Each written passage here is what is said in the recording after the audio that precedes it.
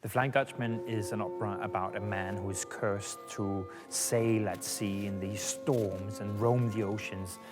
And deep down, I think that's a feeling that modern people recognize. We recognize this feeling of being at sea in a huge storm, the life being overwhelming.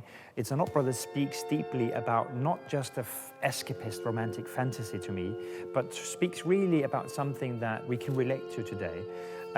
We have said it in the world of contemporary art, the Dutchman being someone who is busy expressing himself through his art, but who feels cursed.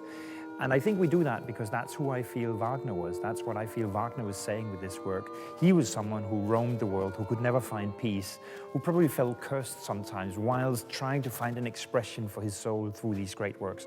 So we are trying to go deep into Wagner's work and find something very honest there and bring it out in a way that hopefully relates very directly to an audience today.